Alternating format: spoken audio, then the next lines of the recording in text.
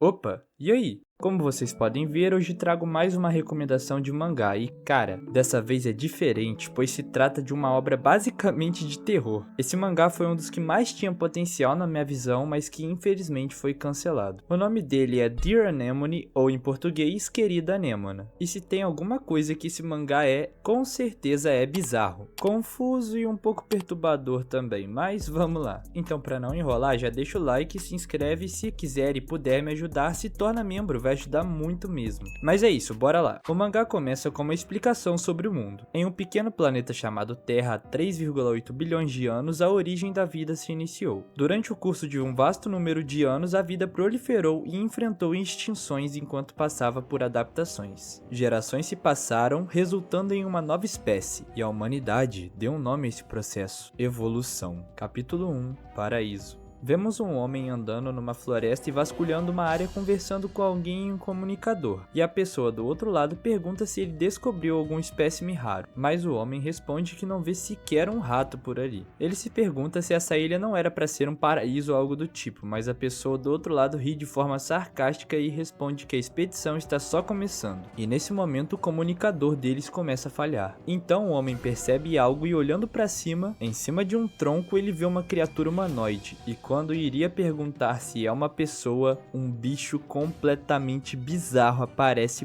pronto para devorar a cabeça do homem. E logo após essa página, a cena corta e vemos como se fossem ruídos de TV junto com outro ser humanoide se transformando em um humano ou em um camaleão. Sinistro! Avançamos para um ano depois em um navio no Oceano Pacífico. Podemos ver várias pessoas em cima do navio e temos o foco em duas delas. Hachio Egaku, de 18 anos, o nosso protagonista, e Yashiki Ryuichi, de 22. Ai.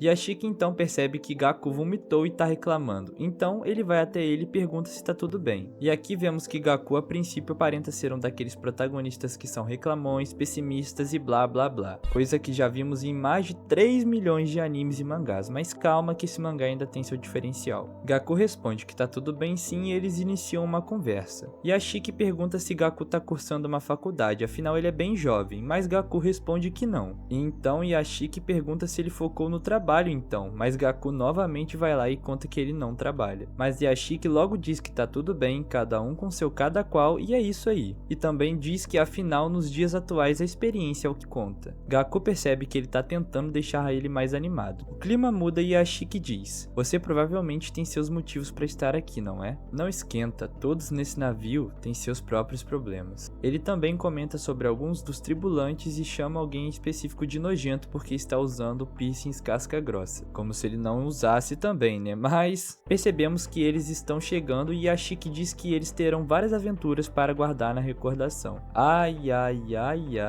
Temos mais uma explicação sobre o que está acontecendo na visão do protagonista. Esse navio está levando 15 pessoas para uma certa ilha que fica a uns 1000 km a oeste do Equador, na América do Sul. Localizado abaixo do Equador, o nome do nosso destino é Ilha Galápagos. Destaque para essa arte do mangá que é linda e muito linda por sinal. Em 1978 as ilhas foram registradas como patrimônio histórico e em 2001 a área se expandiu, incluindo o mar que fica ao seu redor. Um terreno vasto e conservado transformado em um ponto turístico, abrangendo uma área total de 7.989 km², com uma população de aproximadamente 25 mil pessoas, até pouco tempo no caso. Então vemos um dos tripulantes elogiando a vista e dizendo que a ilha é o paraíso de Darwin. Sim, o próprio Charles Darwin. Um outro personagem pergunta a ele quem é Darwin, chamando-o de Coroa. O Coroa fica indignado por ela não saber quem é Darwin, perguntando o que estão ensinando para as crianças. O Coroa explica como as ilhas surgiram. Ele diz que por volta de 10 milhões de anos atrás um vulcão submarino entrou em erupção formando as Ilhas Galápagos. Isso significa que esse lugar nunca esteve conectado a nenhuma outra terra. A vida que chegou até as ilhas através dos ventos e correntes marítimas se adaptou a um ambiente isolado. Em outras palavras, tudo nessa ilha se desenvolveu independentemente.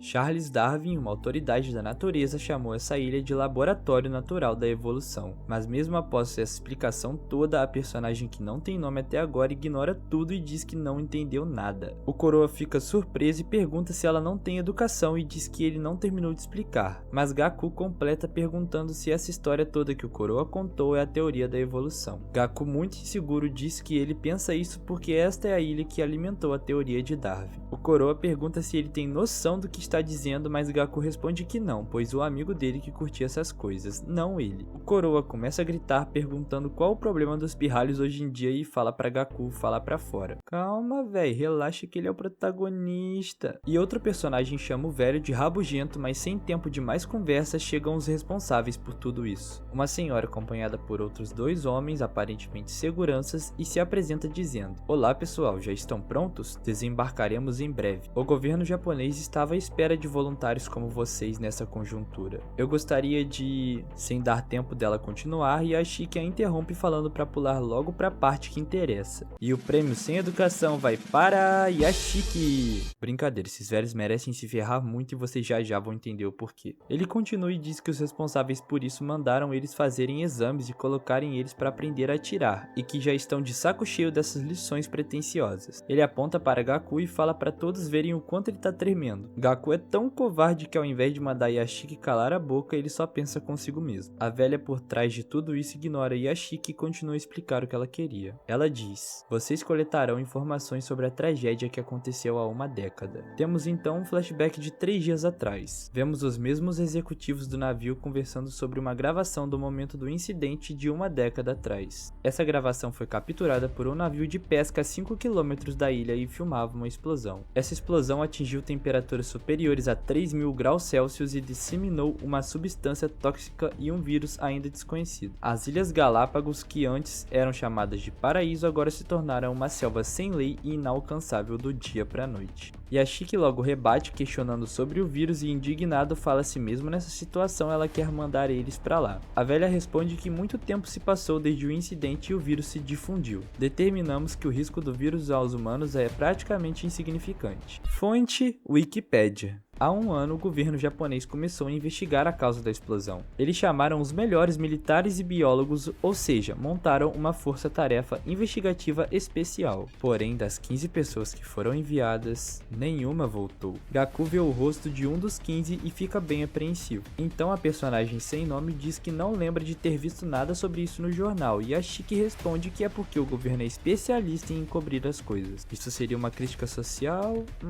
Não sei, mas pode ser que sim. Continuando com a explicação, a velha diz que a missão da segunda força-tarefa investigativa especial, quem foi chamado para o navio, é resgatar os desaparecidos. E também, o objetivo mais importante dessa missão é... Cortamos para os agentes, vou chamar eles de agentes para ficar mais fácil de falar deles em grupo, se aprontando para iniciar a missão. A velha diz que essa missão irá durar um mês e depois desse período mandarão outro navio para resgatá-los. Por essa missão ser perigosa, eles irão receber uma compensação financeira significativa.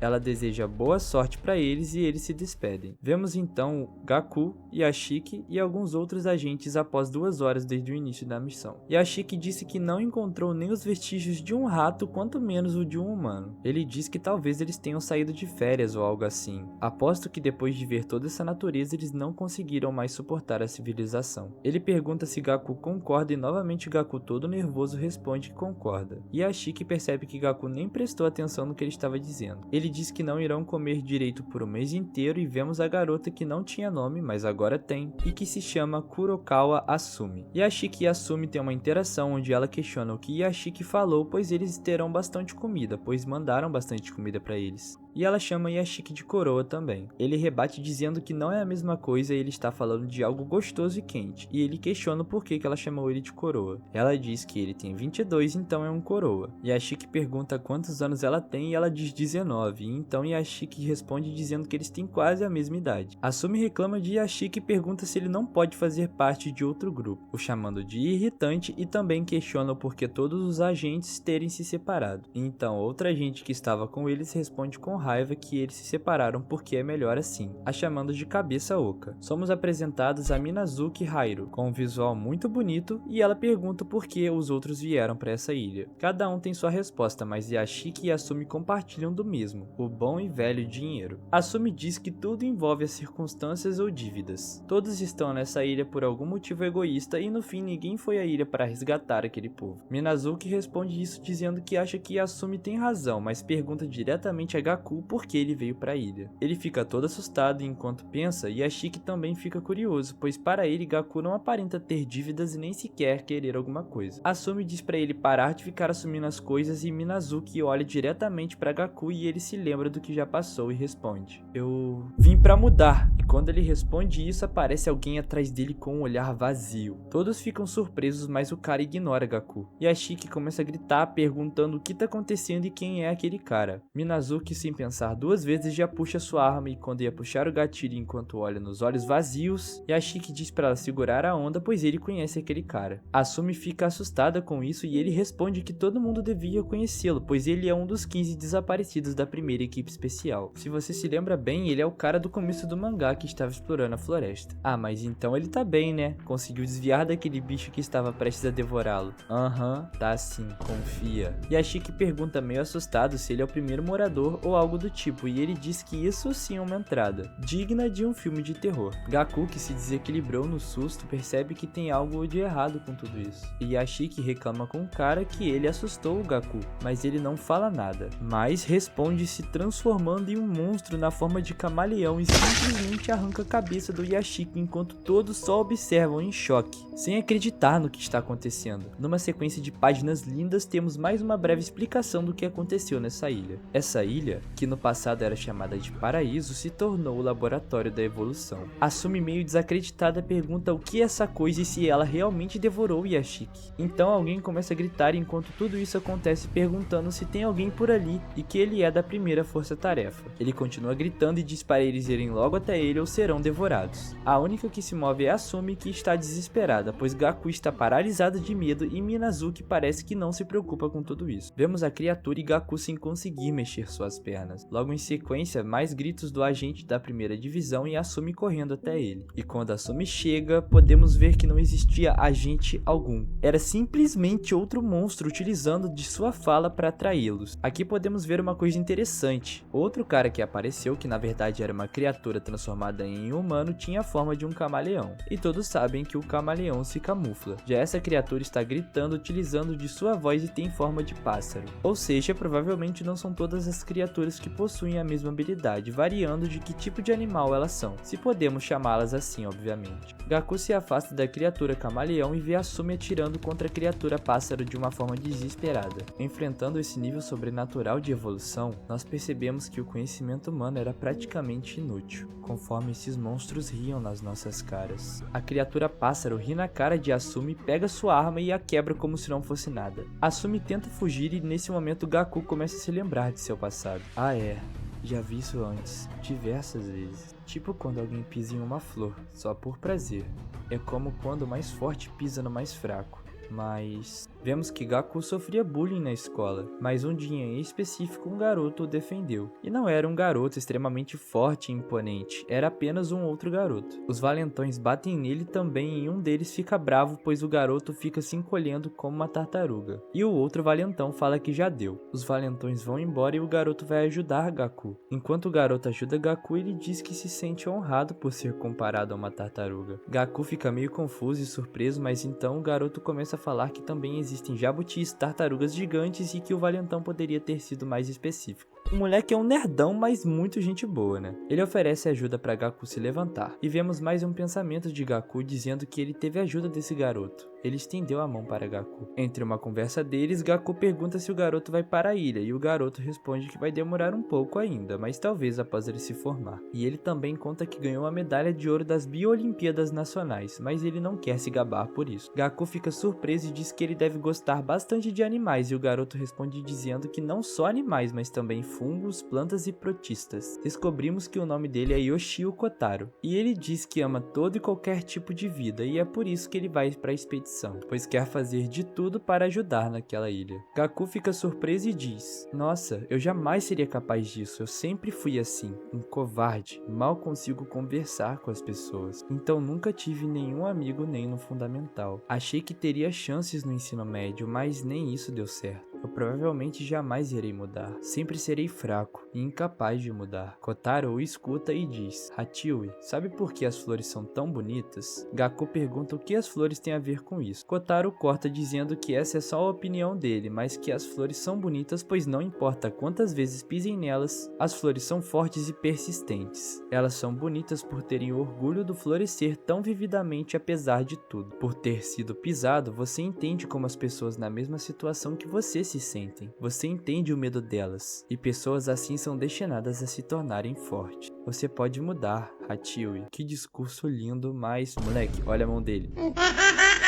Voltamos pro caos e vemos que Asumi está desesperada pedindo ajuda e Gaku começa a se lembrar novamente. Ele se lembra de Kotaro dizendo: a propósito, o nome dessa flor, ele diz: Eu me lembrei do porquê ter vindo aqui. Temos o foco em uma flor e logo em seguida Asumi pedindo por socorro e Minazuki sem ligar muito pra tudo isso. Mas ao olhar pro lado, ela percebe que Gaku simplesmente dispara em direção a Asumi. E cara, essa cena é igual ao Midori se movendo por impulso pra salvar o Bakugou no começo de Boku no Hero. Vemos Minazuki surpresa com isso e nos é dito: de acordo com Charles Darwin, o naturalista, não é a mais forte das espécies que sobrevive, tampouco a mais inteligente. A espécie que sobrevive é aquela que se adapta melhor à mudança. Gaku chega na frente da criatura e distrai sua atenção para salvar Asumi, mas ele é pego pelas garras da criatura e tem seu pescoço pressionado e perfurado pelas garras do monstro. E enquanto Gaku sofre, a lei da selva, um princípio inabalável que não pode ser alterado através de determinação ou força de vontade. A lei da natureza tem sido a verdade desde os tempos pré-históricos. Mas, mesmo assim, a criatura fica confusa e fala pra Gaku parar de chutar ela, pois isso dói. Como se ela não estivesse literalmente torturando o moleque e o fazendo morrer de uma das piores formas possíveis. Gaku começa a refletir. Eu preciso mudar. Preciso matar essa coisa. Preciso matar minha fraqueza. Preciso ser forte como você.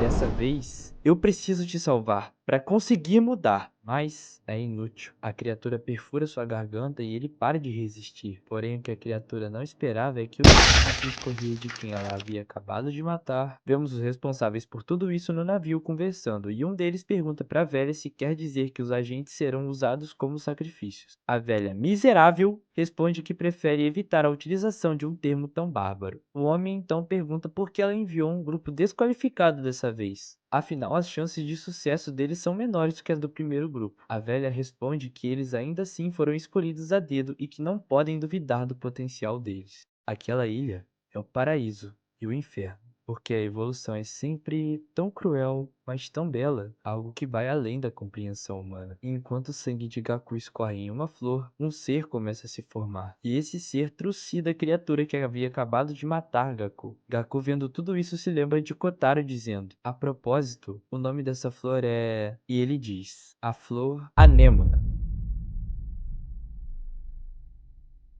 Cara, que capítulo foi esse? Eu não posso dizer que esse mangá é perfeito, pois ainda não terminei de ler e vi muitas pessoas falando que mais pra frente ele se torna muito confuso, mesmo possuindo apenas 17 capítulos. Mas não tem como dizer o quão triste é ver uma obra diferente assim não ser aproveitada, afinal ela foi cancelada. Provavelmente o autor vai usar essa obra de experiência para criar algo melhor para o público geral que não abraçou tanto essa ideia. Eu não sou o cara que mais leu mangás no mundo, mas sem dúvidas esse foi um dos melhores primeiros capítulos que eu já vi. Toda a trama misteriosa e sombria que nos é apresentada lembra muito um filme de terror mesmo, e eu tentei o meu melhor para passar pelo menos um pouco dessa experiência para vocês. Mas por favor, vão ler por conta própria e depois vem aqui nos comentários dizer o que acharam. É uma experiência que eu posso tentar compartilhar com vocês ao máximo, mas só você indo lá ler, você vai saber o que eu tô querendo dizer. Eu espero que vocês tenham gostado do vídeo. Se puder se inscrever, deixar o like, compartilhar ou se tornar membro, eu ficarei muito grato e sentirei que cada vez mais devo trabalhar em vídeos pra cá. Eu vou ficando por aqui, até a próxima, valeu e fui!